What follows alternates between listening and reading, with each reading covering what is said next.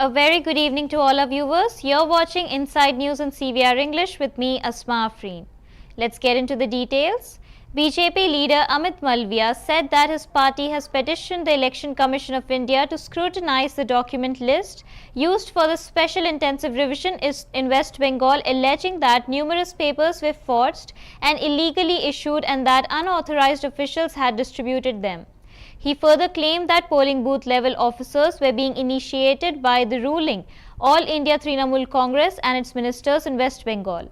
Malviya added that the protest for central security in the state were signs that TMC leader Mamata Banerjee and her party feared the SIR because their vote base was allegedly built on fake documents. He stated that the EC had assured they would review the BJP's written submission and take suitable action. Bhajpa का एक प्रतिनिधि मंडल election commission में गया था। हमने उनसे अनुरोध किया है कि वो पश्चिम बंगाल में एसआईआर के लिए जो डॉक्यूमेंट्स की सूची है उसको रिव्यू करें, क्योंकि पश्चिम बंगाल में बहुत सारे डॉक्यूमेंट फर्जी हैं, गलत और अवैध तरीके से दिए गए हैं। जो अधिकारी डॉक्यूमेंट इशू करने के लिए ऑथराइज्ड नहीं है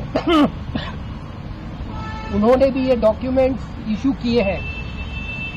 ऐसे में हमने इलेक्शन कमीशन से ये मांग करी है कि वो जो डॉक्यूमेंट सबमिट होते हैं उनकी उपयुक्त अधिकारियों द्वारा वेरिफिकेशन करवाएं और जो डॉक्यूमेंट न्यायालय में किसी न किसी मुद्दे पर लंबित है उन डॉक्यूमेंट्स को एक्सेप्ट ना किया जाए।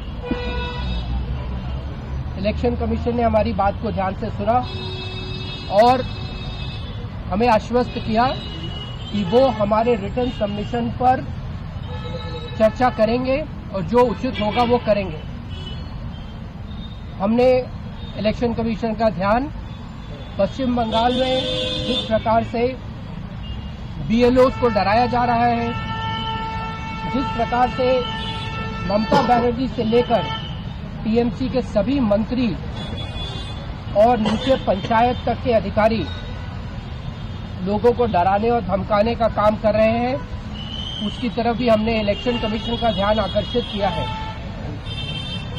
हमने इलेक्शन कमीशन से मांग करी है कि एसआईआर को सफल बनाने के लिए ये जरूरी है कि पश्चिम बंगाल में जो सत्तारूढ़ दल है उस पर उचित कार्रवाई हो और उपयुक्त निर्देश दिए जाए। दूसरे फेज में 12 स्टेट्स और यूनियन टेरिटरीज में एसआईआर की घोषणा हुई है, लेकिन पश्चिम बंगाल को छोड़कर और किसी भी प्रदेश में इस प्रकार के बयान नहीं सुनने को मिले हैं। जिस प्रकार से वहां के बीएलओ केंद्रीय सुरक्षा की मांग कर रहे हैं, उससे यह स्पष्ट है कि ममता बनर्जी और टीएमसी एसआईआर को लेकर चिंतित है।